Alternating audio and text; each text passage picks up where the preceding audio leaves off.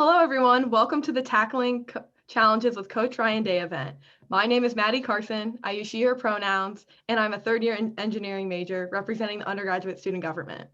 Before we get started, we would like to start with a land acknowledgement.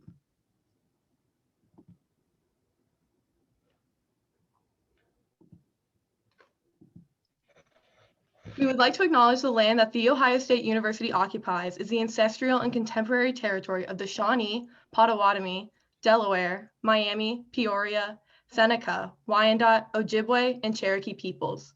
Specifically, the university resides on land ceded in the 1795 Treaty of Greenville and the forced removal of tribes through the Indian Removal Act of 1830. We want to honor the resiliency of these tribal nations and recognize the historical context that has and continues to affect the indigenous peoples of these lands. A land acknowledgement recognizes and respects the relationship between indigenous peoples and their ancestral and contemporary territories. Additionally, a land acknowledgement provides opportunity to explore the current impact of colonialization and systemic oppression on indigenous peoples. Land acknowledgements do not exist in the past tense or historical context, as colonialism is a current ongoing process and we need to build our mindfulness of our present participation.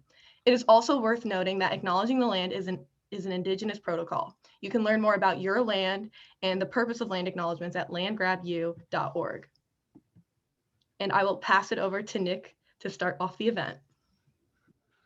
Good afternoon, everyone. My name is Nick Wade, he, him, his pronouns, and I am the president of Block-O. It's the official student section organization of Ohio State Athletics. We first want to thank all of you for attending this event to address mental health during a pandemic. We understand that this may be a personal and sensitive topic to listen to, so we have Student Life's counseling and consultation services with counselors that are available via a separate link for individuals that may need someone to talk to. The link is going to be go.osu.edu/let's talk. Once you've logged in, you'll select the sign up link to join a session. These are services that are held regularly during the week and can be accessed in the future. A comprehensive list of resources for mental health and well-being can also be found at go.osu.edu/mymentalhealth. Thank you again for taking time out of your busy schedules to reflect on such an important topic. And with that, I will pass it over to our athletic director, Gene Smith. Thank you, Nick, and thank you for your leadership with Block-O. And let me also thank Maddie for being the lead organizer of this event. We're blessed to have both of you help lead this. And let me thank all the other participants. My role here today is to introduce Ryan Day, who is our keynote speaker. And I've been fortunate to be here. I'm in my 16th year here, and I've had the opportunity to be a part of this culture that is just beautiful. Buckeye Nation, the Ohio State University, Columbus. It's just a beautiful experience for everybody to be a part of. And people know that people are the heart and soul of all that matters in life. And here at the Ohio State University, we have the greatest. Unfortunately, we lost a great one last year. A gentleman who meant so much to me and had so much of an impact on my personal life and how he helped me transition in 2005 to the Ohio State University and taught me so much about the history and traditions here and ultimately about our student population that I had no understanding of until he walked me around campus or periodically in the communities that he ultimately seemed to always wander into. Willie Young Jr. was just an amazing human being. He was humble, he was gentle, but yet he was directive and no gray area, straightforward. You were not confused when you left the conversation with Willie, which I really loved. And so for those of you who had an opportunity to know him, consider it a blessing.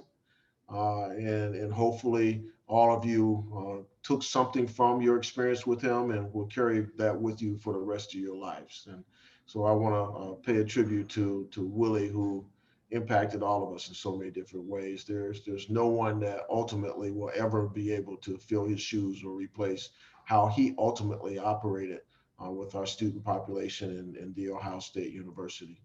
He bled scarlet and gray. We're fortunate today to have Coach Day and as our keynote, and I can only share with you just how great a human being he is. When you think about all the characteristics that you would want in a brother, in a father, um, a husband, or in any relationship, he embodies all that is good. He has great character. He cares about people. He's humble, like Willie was. He's also able to be vulnerable. And this topic here requires a person to be vulnerable and to open up and share her or his personal experience. And Ryan has done that in a leadership role. And so we're blessed to have him as our football coach, but it's more than that. And I hope everyone embraces that thought that first and foremost, he's just a good human being. And so I want to thank him and actually his wife, Nina, who's the better part of the family anyway, for for their commitment to this issue. But also want to thank Ryan for his time today and spending time and also and ultimately being vulnerable and opening up and helping people see through the eyes of others, because through the eyes of others, we learn about ourselves. So Ryan, thank you so much. Appreciate you. Go Bucks. Gene, thank you. Thank you for this opportunity. I want to thank Maddie for organizing this. Really cool that you would spend time to organize this, because there's a lot of other things going on in the world right now, and it takes one person to get things started, and really neat. I also want to thank Block O. I want to thank you, Nick, for your support of our program and for all your leadership. Means a lot, and the student body here means a lot to our program, and we miss you guys a lot. So I want to thank you for that. Thank you for this opportunity. I also want to thank Gene, not only for giving me this opportunity today and being a part of this, but also just for being so compassionate and being so progressive and creating an environment that allows me to talk about things like this and to care so much about the young people at this university, and so I want to thank them for that. But this is an exciting day for me. This is something that I'm very, very passionate about for a lot of reasons. I think the number one thing is that this isn't about suicide. It's not about drug use. It's not about being bipolar. It's not about schizophrenia. It's not about those type of things. We all have physical health. So a heart attack, a stroke, cancer, all the things that happen to you physically, those are byproducts of your health. Well, when you talk about infidelity, suicide, alcohol use, those are byproducts at times of mental health. And we all have physical health and we all have mental health. And to take time to only really focus on your physical health, but not your mental health, is a recipe for a disaster. And so all we're doing here today is we're just working on our mental health.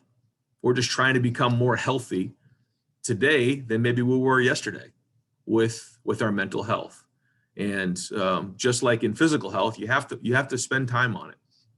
And so I'm going to share a little bit about kind of my where I got to be such a strong advocate for breaking the stigma of mental health and the things that come with that, and where I got to at this point, and some of my thoughts on it. And hopefully it's a good 45 minutes or however long we go. So I'll share my story. I grew up in New Hampshire. I grew up with two younger brothers and a pretty big family in Manchester, New Hampshire. When I was 9 years old, my father passed away, and I didn't know until I was a little bit older. I was on the playground, and somebody in the playground, we got into an argument, and he said, "Well, at least my dad didn't kill himself." And at that moment, I went home, and I didn't know what was going on. And I was told my dad died in an accident, and I finally found out that wasn't what happened. And had a lot of just confusion about what was going on in my life, because not only did I lose my dad, but after a couple of years of kind of coming to grips with the fact that it was an accident, I had to figure out that he actually committed suicide. And for me, that was really hard. I love sports. I loved competing, and that was kind of my outlet. And for a long time, I had a lot of anger towards it. I had a lot of shame, sadness, just a range of emotions about what it was. And then as I got older, I realized that those really weren't the right feelings because, my father obviously had to have been, in a bad place mentally. His health mentally was not in a good place. 3 young kids, good marriage, and he decided to take his life. He had to have been in a very, very dark place. And so because of that, what I realized is that if maybe somewhere along the line had, helped him out, or he had asked for help, or the truth of the matter is nobody knew. It was a shock to everybody in my family, to everybody he knew. Not one person could say, boy, I saw that coming. It was out of the blue. And because so many things were bottled up for so many years, nobody saw it coming. And I think that's something that we hear a lot of when we're dealing with mental health, is that typically you hear the people say, wow, we never saw that coming. And so what that tells me is that a lot of people bottle up your emotions and they don't talk about them. And I think that that's one of the things that as a football coach, I thought this was a really great opportunity to show vulnerability, like Gene said, to break the stigma around asking for mental health, talking about mental health. I know for men, it's really hard. And football is a manly, big, burly, tough sport where, we don't talk a lot about our feelings. You don't hear a lot of football coaches talking about those kind of things. But I think the thing is, I wanted to make sure that people understood that we all have tough times. We all have issues. We all have mental health, and we need to talk about them. The second thing is, with our players, I think a lot of people put our players up on pedestals like they're perfect. I'll use Justin Fields, for example. You look at Justin Fields and on social media and ESPN and everything like that, and he's 6'3" and 235 pounds. And, he's got the world right in his palm of his hand. But, what you guys don't know, and I'm not talking about Justin, I'm just talking about all our guys in general, is they still share some of the same things that everybody on this call shares, everyone across America shares, fear, anxiety, frustration, just a lot of things that can lead to problems. And I do think, we can talk about that a little later about what social media's, hand in all this is, but there's an image to uphold. And although our guys are big and strong and they look like they have the world and they got it all figured out, they don't. They're just like everybody else. And so that's really the thing for me is being a football coach, the head football coach at Ohio State, which provides an unbelievable platform. And then some of the guys that I have an opportunity to be around and coach, to go out there and talk to people and say, listen, guys, we all go through mental health. There's nothing to be ashamed of to ask for help. Just like if you were sick and you needed to get a vaccine or antibiotics because you weren't feeling well, it's the same thing as asking to talk to somebody. And there's nothing wrong with that. It's absolutely normal and it's very healthy. I talk to somebody. We have guys on our team who talk to people all the time. And again, thank you to Gene for making it so important in our athletic department, is that we have the resources. We have 2 sports psychologists, 2 athletic counselors that our guys have at their disposal. And trust me, they're talking to them a lot. But it doesn't need to be a professional either. I think for me, I've found people in my life that I go to that help me in those areas. And it doesn't have to be anything other than maybe just venting, maybe just talking about how I can handle some things a little bit better, and finding those people in your life that you can count on that are not only truth tellers, that are going to tell you the truth, but actually have your back to make you a better person. I think that's so important. And I also think you have to find outlets. I'm sure you guys have heard that before, but I've recently found that tennis is kind of one of my outlets. The tennis coach here, Ty Tucker, has been unbelievable. He allows me to go over a couple times a week, and I try to hit the tennis ball as hard as I possibly can. It doesn't go in play very much, but I try to hit it as hard as I possibly can. And after about 45 minutes, I feel a lot better. I do. Sweat, you hit the ball, you scream, you yell, maybe even curse here and there at the ball, and you come out feeling a little better about yourself. Then you can kind of go on with your day. And I think those things really, really help in having an outlet. I think another part of the mental health, and I wrote a few things down, is that I think the easy thing to do is to talk about the suicide. And that's kind of, the final result of a lot of problems in mental health. But there are a lot of things that can lead that way. You know, when you talk about alcohol and drugs, infidelity, you know, lack of motivation, gambling, obsessive compulsive, high anxiety, you know, those are all things that are symptoms of poor mental health that, you know, that you, sometimes you need treatment, sometimes it needs addressing. But, you know, suicide is obviously an extreme part of it, but these are all the other things that are byproducts of mental health. And I think that's also things to be aware of. And you know, when you're helping with family and friends, you see somebody who has a drug problem or is doing too much drinking, or, you know, again, you know, maybe not being faithful to their boyfriend, girlfriend, wife, you know, things like that. They're filling a gap. They're filling something in their life that's missing. And I think that those are things you can help. And that's one of the things that I think is really important. And like, again, you know, Maddie putting this on and Nick being a part of this is like, you guys are trying to help other people. And that's a big part of this, is having the compassion to help others.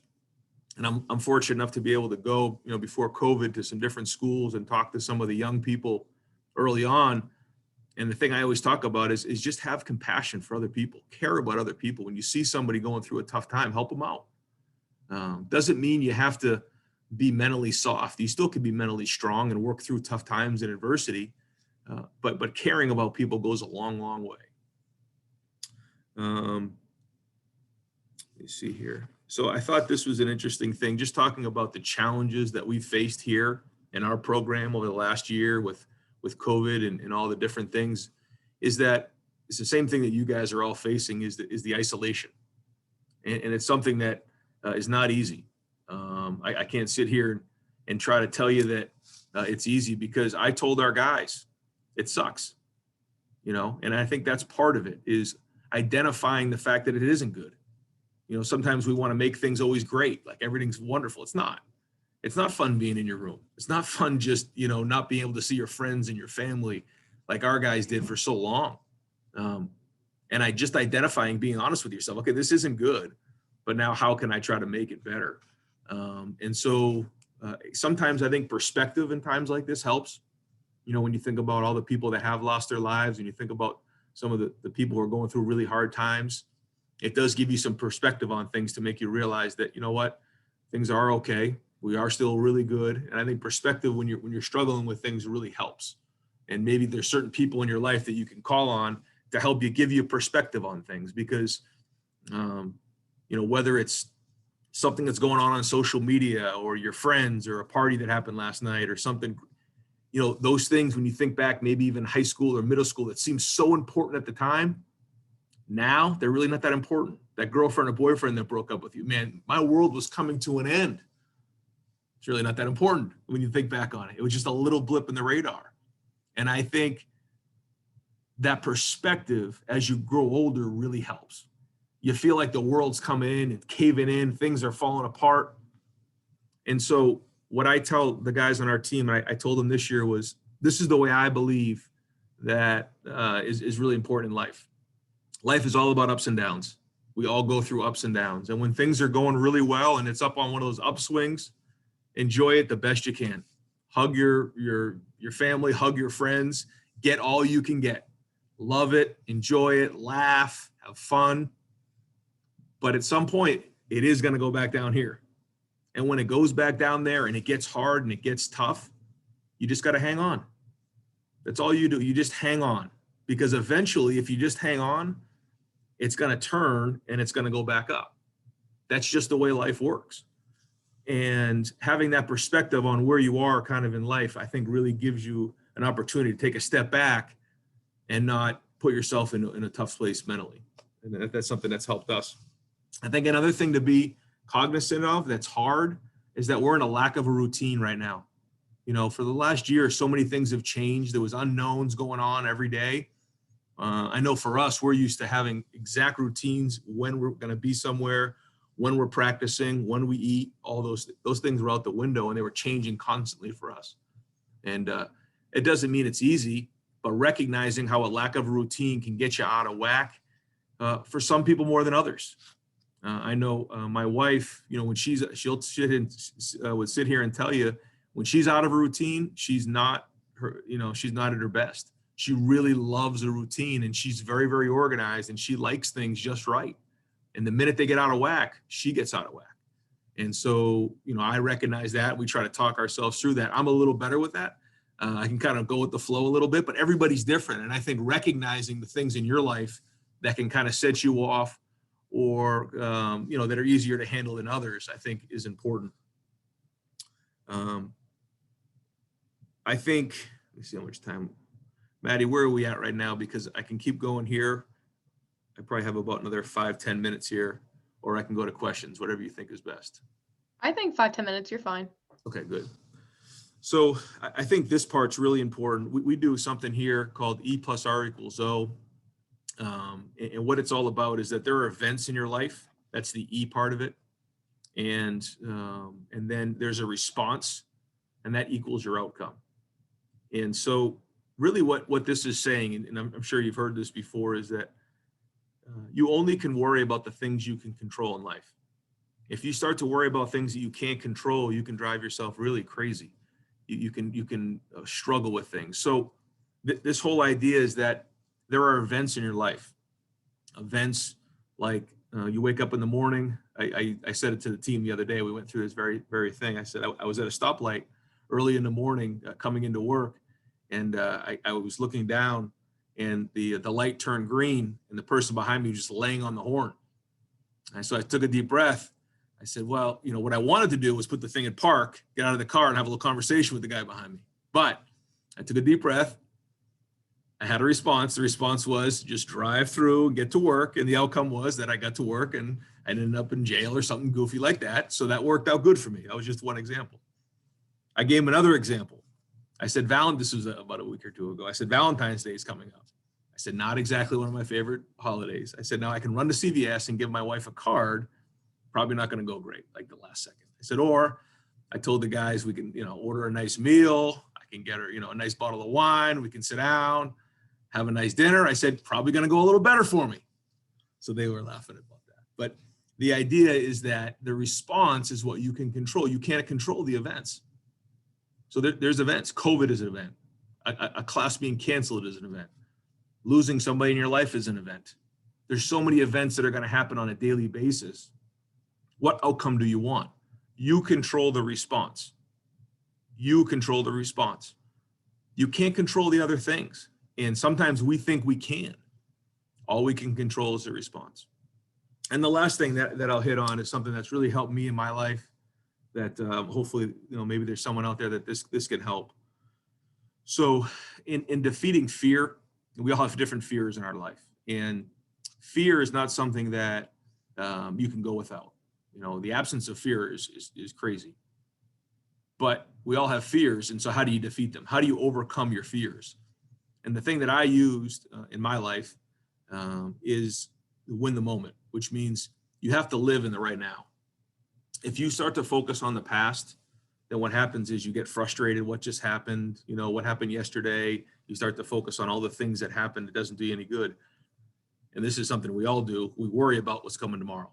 We worry about the future, and it creates anxiety, and it doesn't do any good. And all that is just wasted energy, and you're distracted. So what can we control? We can control the response. We can focus on right now. We can do a great job right now in this meeting, be locked into this meeting, have a great day today, because if you do that, tomorrow will be a better day, because all you can control is right now anyways. You can only do the best you can right now in this moment. And so it's something that's helped me kind of stay focused on my energy and not spending it in other different areas. And hopefully that's something that maybe you guys can so it's easier said than done, but it's helped me in my life. So those are kind of the last things I had written down there, Maddie. I don't know if there's some questions or things like that we can hit on. Yeah, thank you so much for that powerful keynote. I know there's a lot of comments in the chat saying how relatable and how much they feel validated from hearing those things.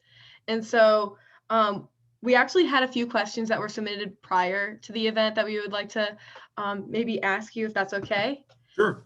And the first question is, what are some of your personal coping mechanisms, and how have you handled the stress of coaching and being a national public figure? Yeah, it's a great question. I could sit here and tell you it's easy. It's not. You feel very exposed and very vulnerable. And there's a lot of stress that comes with it. And not just for me, but also for my family. I worry more about my family. I can control my response. I can't control their response. So I worry about that a lot. And what I try to do is just communicate with them the best I can. But in terms of coping mechanisms, I think we hit on a couple of them. I try to play tennis. I try to focus on winning the moment and those type of things. I also at times just try to get away from it. So I'll try to find like TV shows or something that has nothing to do with football. Just go home and watch like, some lions out in Africa during one of like the Animal Planet, and just watch that, or I'll watch The Deadliest Catch, or something that just takes you the furthest away from football you could possibly imagine. And it's just an escape so that maybe, you wake up in the next morning and you feel a little bit more refreshed, so it doesn't eat you up. But finding those different ways, I think really it's in anything else, whether you're studying for a math test or there's something else going on in your life, the ability to take yourself away and go to another place for a few hours really is healthy. And I think the other thing that's really important, I know it sounds simple, but it's huge, is sleep.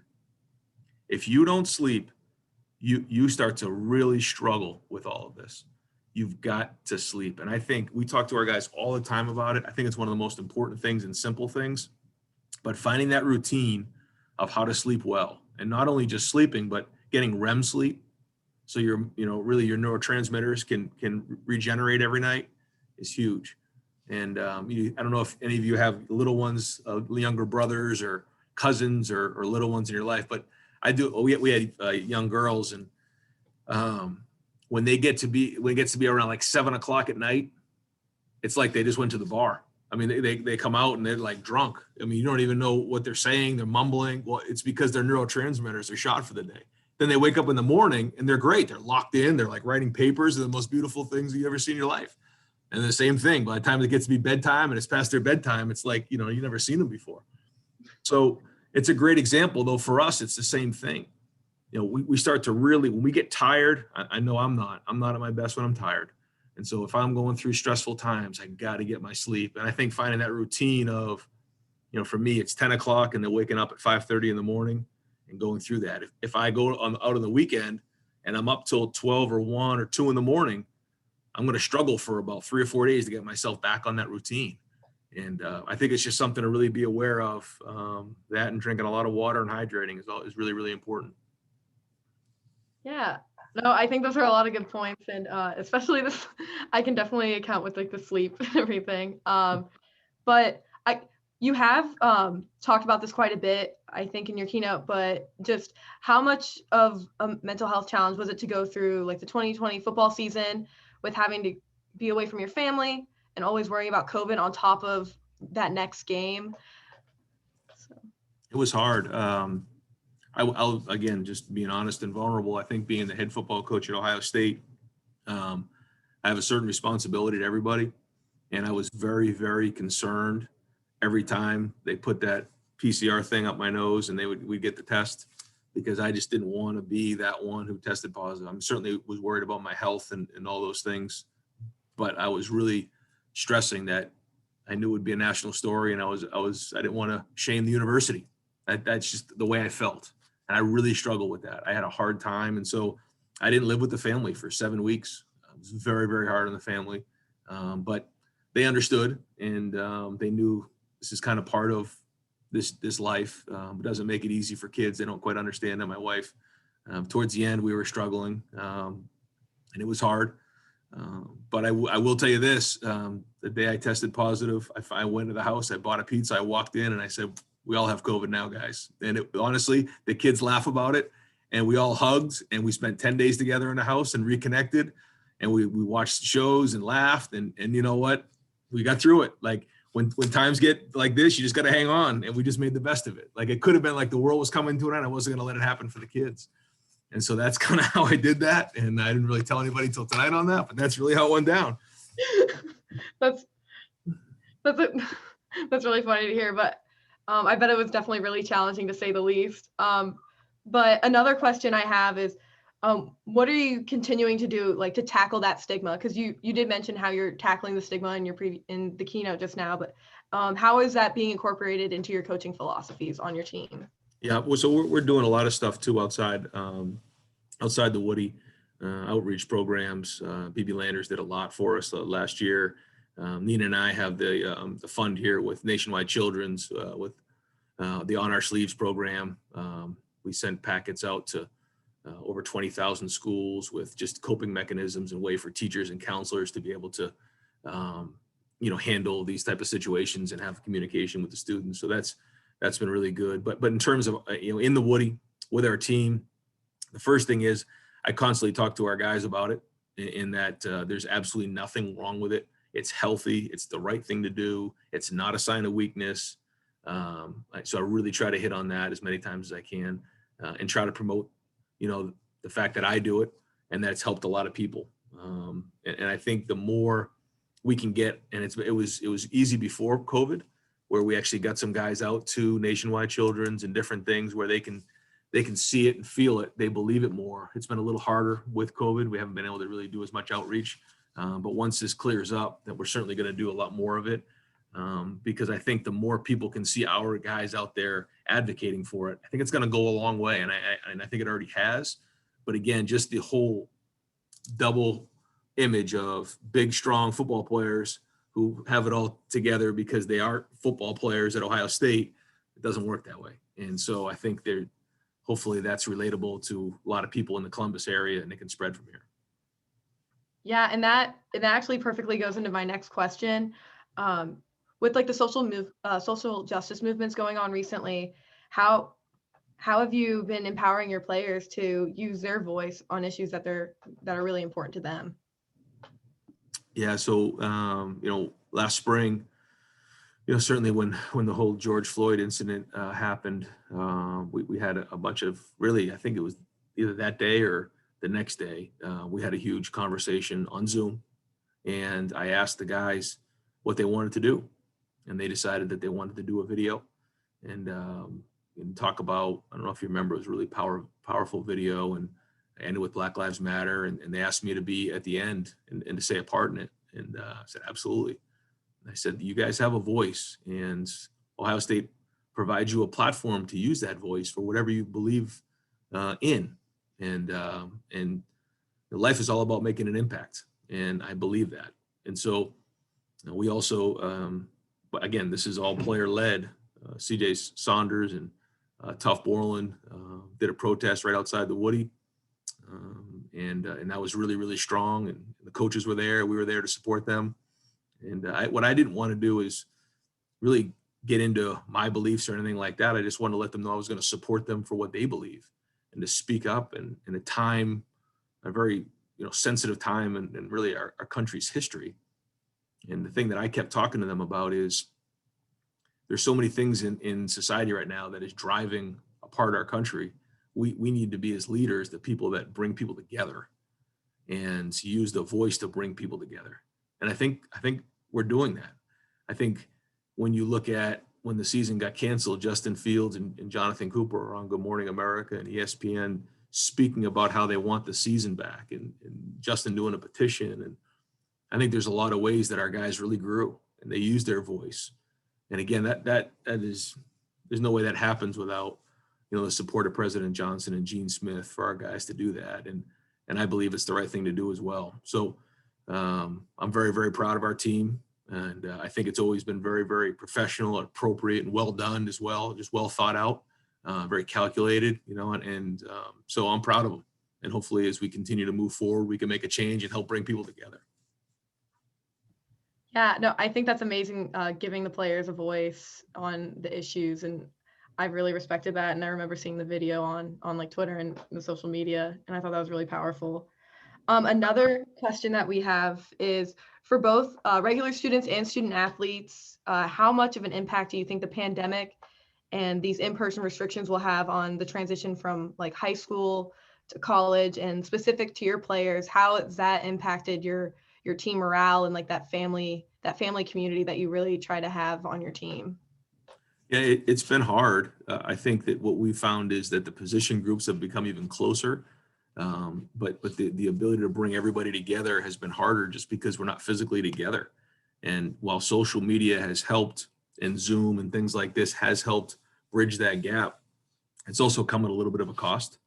I think I watched a Netflix documentary that really hit home for me called The Social Dilemma, and it really made a lot of sense to me. I don't know what people's thoughts are and all that, but it's really interesting to see what social media has affected certain people, and it's affected our guys as well.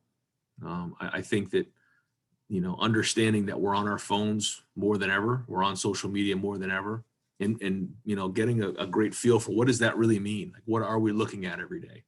Are we looking at things that are healthy? Are we looking at things that are just reinforcing our beliefs? Are we looking at things that are actually challenging our beliefs or not? Like, I think that's really important for all of us to understand, because that documentary would suggest that a lot of times when we're on our phone, we're kind of being reinforced all of our beliefs to maybe split apart the country a little bit. And I'm not saying that's happening, but I kind of see it. And so what we've tried to do is talk to our staff and our players about, again, bringing people together. And it's okay to challenge each other. It's okay to disagree. It's okay to stop with if there's a narrative out there, to challenge the narrative.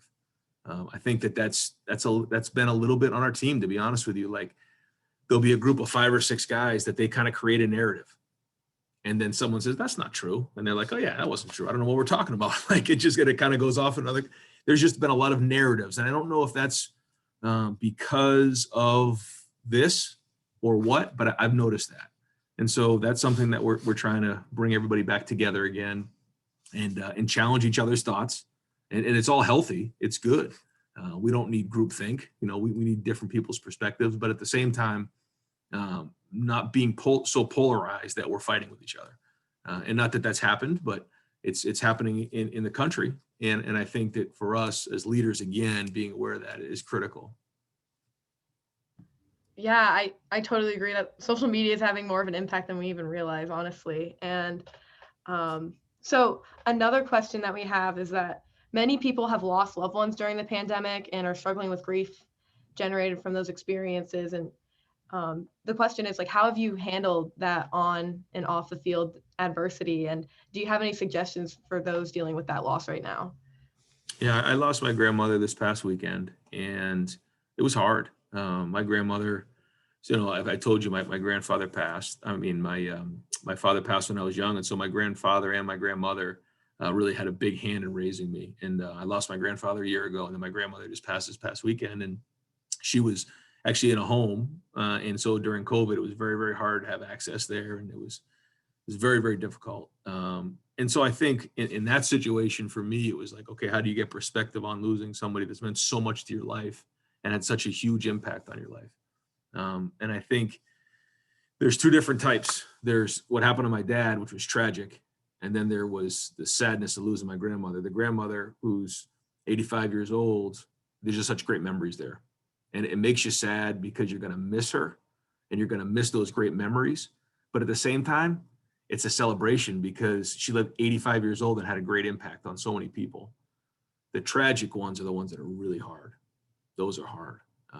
And I think in both situations, though, you have to have the perspective of it's the circle of life, and it makes you appreciate things more and more. When you lose somebody, the circle of life makes you appreciate what you have so much more, and it makes you enjoy life so much more.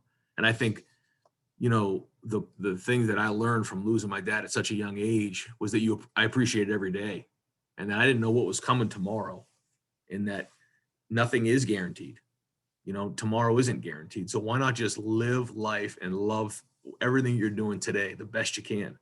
And I think that's the silver lining in losing somebody, is that there's a reminder there to enjoy your life, because you just never know what's going to happen. And it's so fragile. I mean, you look at Tiger Woods the other day in that car accident. I mean, he's like, millimeters away from dying. We had a guy on our team. You guys probably know the story, what happened to Haskell Garrett. I mean, he was this close away from dying. It's so close every day. And so while we miss those people and we pray for them and, we cry our eyes out, and that's just, that's part of it. And we hug our loved ones, and you got to hug them a little tighter because you just never know what's going to happen tomorrow. And it's hard, but that is the circle of life, and understanding that. And it doesn't make it easier. Trust me. I mean, I know more than anybody, losing people in your life is really hard, but I look at it that way, that the other part of that is there's a reason why it happened. The reason why it happened is to make you appreciate things more. And I talk to my son about that all the time. And that's why we got to hug each other and make sure you tell, your mother you love her when you leave, because that's just life. And I think sometimes that gives you a little bit more passion and a little bit more, boy, I'm going to really have fun today. I'm going to laugh. I'm going to tell that person I love them. I'm just going to appreciate everybody a little bit more and have a little bit more compassion for everybody. That maybe that person over there needs a little pick me up, and I think we all want, here's the other part of it, not to ramble. When you lose somebody like that, I think it makes you realize when it's your time, what are they going to say about you? When it's my time, they're not going to talk about my record at Ohio State. No one's going to talk about that. They're going to talk about my family and my legacy, hopefully, and that maybe there's some things I did in my life that impacted other people. And I think that gives you some perspective on what do they say about you? If something happened to you in, 20, 30, 40, 50 years, what would they say about you? And that's what goes through my head. So I don't know if that connects with anybody, but that's, I don't know if that helps or doesn't, but those are my thoughts. No, yeah. I'm so sorry for your loss. And also something with the legacy thing, a popular saying, I think it's by Maya Angelou, is like, no one's going to remember what you said. They're just going to remember how you made them feel. And, so that's what you said. They're never going to remember what you said or what you did, but they're going to remember how you made them feel. And so that's when you leave a legacy behind. That's exactly right.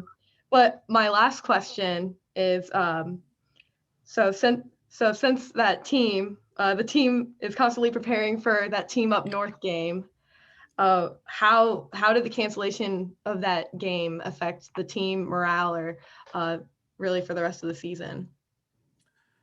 Yeah, so we get ready for the team up north game like every day. We have a huge match drill tomorrow morning. Team up north period's going to be off the wall. It'll be crazy. It'll be noise and screaming and yelling and everything. It's been great.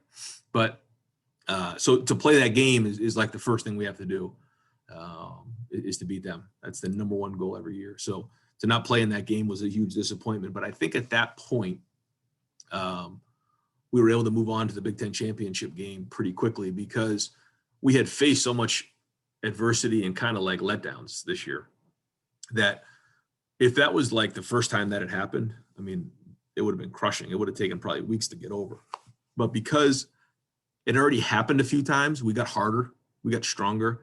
And I think that's the part of mental health that I think it's really important, because just because you're struggling with something or something isn't easy doesn't mean it has to be detrimental. It can make you stronger. Adversity can make you stronger. Going through hard things can make you stronger, and being tough is a good thing. I think some people lose the fact that, well, if something goes bad, I need to, just be a mess and fall apart and cry about it and talk to somebody. Well, no, you can be strong and tough and work through it, but you can also still talk through your feelings. I think that's a really subtle thing that I think is really important right now. And I think that's a great example for our team is they had been through so much. They were strong enough to be like, all right, let's go play Northwestern. And it was on to the next thing, and they didn't look too far into it. They had some perspective on it. They had already kind of been through, they were calloused. At that point, they were kind of salty, and it was a good thing because that is the other thing. When you go through hard times, it does make you stronger. It reveals character and it makes you stronger. And that is the positive of going through tough times. So. Well, yeah, thank you for that answer. And thank you for answering all these questions and for being a part and taking time to give a keynote today about an issue that's really close to heart with a lot of like the Buckeye community right now. And so I thank you and all of our university partners for being and making this event happen today. And so I really thank you. And before I pass it over, Coach Day, did you want to say anything else to end it, or? Sure. Yeah. I mean, I just want to thank you guys for this opportunity. It matters a lot. And you know, when you're part of Buckeye Nation, when you're part of Ohio State's community, there's a lot to be happy about, and there's a lot of people that pull together for each other. And so I think during this pandemic and the result of that is a lot of people struggling with these type of things. We need to stick together and help each other. And I think we can laugh and enjoy each other, you know, and I think that's going to be really helpful. But again, wanted to thank you guys for this time. Hopefully we can do this again in person soon. I'd love to do this again. This is great. It's the best part of my day, and look forward to hopefully seeing you guys all in person soon. So thanks for the opportunity. Go Bucks. Yeah, thank you, Coach Day. And I will pass it over to Lily Goldberg. Hi, everybody. I'm Lily Goldberg. I use she, her pronouns, and I'm a third year studying sociology and the director of health and safety for student government. I would like to take a moment and first thank Coach Day for answering those questions and for such an inspiring keynote. Times have been especially difficult with COVID, and it is more important now than ever to check on our own mental health and well-being. And your keynote gave all of us the opportunity to do that today. I would now like to introduce Dr. Bernadette Mazurek-Melnick. She currently serves as the Vice President for Health Promotion, University Chief Wellness Officer, Dean of the College of Nursing, and Executive Director of the Helene Fold Health Trust National Institute for Evidence-Based Practice at The Ohio State University. She is internationally recognized expert and researcher in interventions to improve mental health, healthy lifestyle behaviors, population and community health, and so much more. Her team, Buckeye Wellness, under the Office of the Chief Wellness Officer, works hard to create a culture here at the university that focuses on wellness, making healthy choices the easier choices. I'm continuously impressed with how Dr. Melnick prioritizes student health and wellness while creating an approachable space to answer all questions students have about their resources. Today, Dr. Melnick is here to talk to us about various resources on campus. Thank you so much for being here today, Dr. Melnick, and for showing us your dedication to student well-being. Thank you, Lily, and thank you, Maddie. I have to say, we have the best students on the planet, and I couldn't be more sincere in saying that. Coach Day, the impact that you have just made on all of us, we are so blessed to have you in Buckeye Nation. And I think what you just role modeled for our students today is phenomenal. Your transparency, your ability to talk about your story has helped so many on this seminar today. Jean Smith. Jean is such a promoter of wellness, and I'm so proud to be his colleague, as well as Dr. Melissa Shivers, who is a fabulous partner for me in wellness. Well, I want to share quickly a little bit of my own story. I was 15 years of age, growing up in rural Pennsylvania. My dad was a coal miner. I lived in half of a little house, but I was born with resiliency. I still can make lemonade out of lemons any day. But my whole world turned black when I was 15, home alone with my mom when she sneezed, stroked out, and died right in front of me. I share this because I suffered from terrible post-traumatic stress, anxiety, and depression for a few years, and there was no mental health counseling for me in my town. But I want students who are struggling today to really hear. It's like what Coach Day said. It's not weakness. It's a strength to recognize when you need help. In December, we conducted a university-wide survey that showed about a third of our students are suffering with elevated depressive symptoms. About 50% are suffering with anxiety.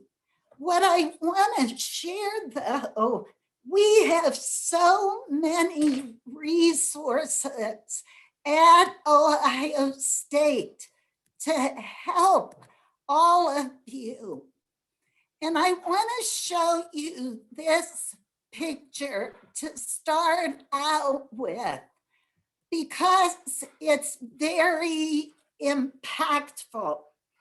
We would not send divers into a deep ocean without an oxygen tank. How can we send our students throughout life without giving them the skills they need to cope when stressful situations arise? Our leaders across the university, we so care about our students. That's why we so invest in you. All the programs we have available, but it's so important, students, that you engage with all the wonderful programming we have, starting with our terrific counseling and consultative services. And I encourage all of you right now to plug this number into your phones and make sure your peers plug this National Suicide Prevention Hotline in. You can talk to somebody 24 hours a day if you need it. We've got a terrific wellness app. The question is, are you using it? We've got a fabulous Buckeye Peer Access line. It's a non-emergency talk line that provides space for our students to talk to peers to gain support. We've got a fabulous student wellness center with wellness coaches. My college runs a fabulous wellness hub where we do assessments and again, provide some health and wellness coaching.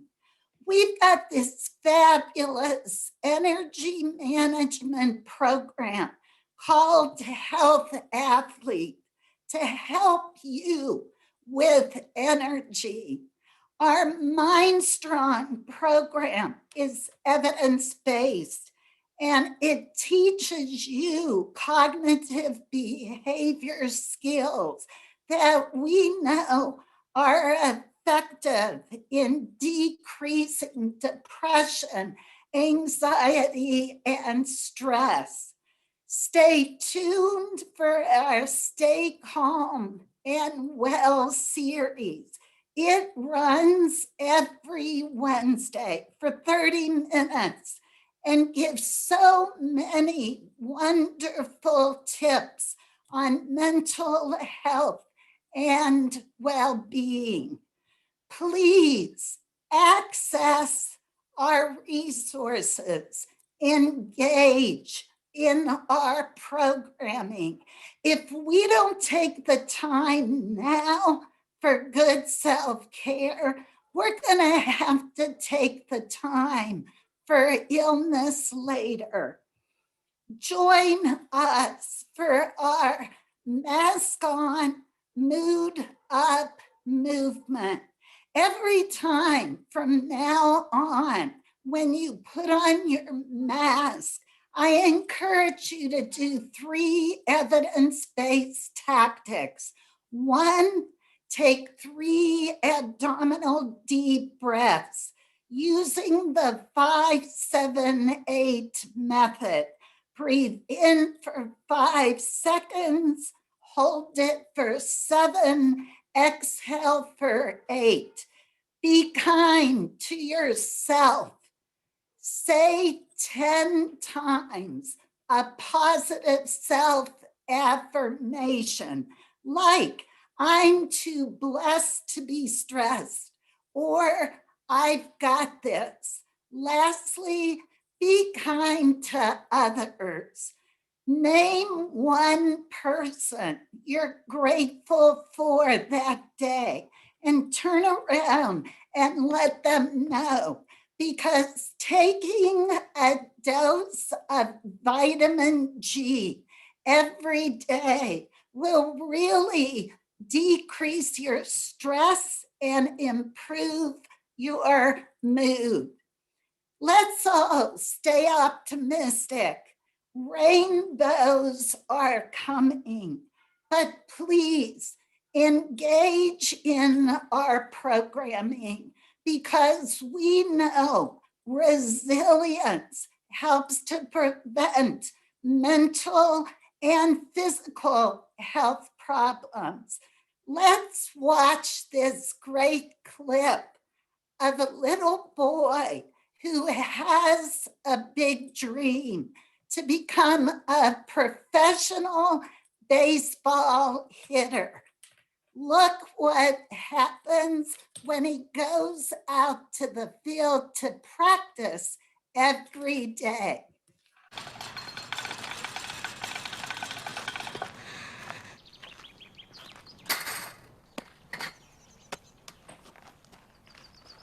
I'm the greatest hitter in the world!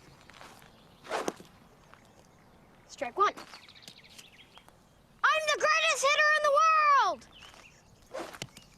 Strike 2.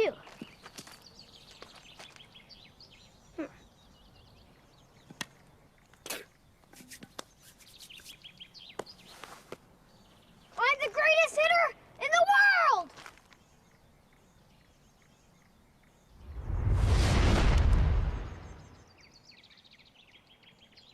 Strike 3. Wow! I'm the greatest pitcher in the world! Yes! Optimism. Pass it on. So students, keep dreaming, keep those dreams in front of you. And again, please engage with all the wonderful programming we have available for you.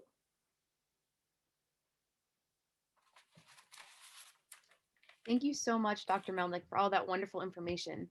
An email will be sent out to all attendees from Dr. Bernadette Melnick and Senior Vice President of Student Life, Dr. Melissa Shivers, including all this information and more about the wealth of wellness resources that's available to Ohio State students. We encourage you to utilize these resources as needed throughout your time here.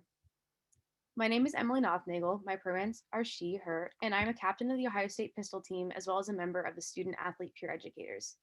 Peer Educators is a group of Ohio State student athletes that provides programming and resources to other athletes for various aspects of health and wellness, including mental and physical health.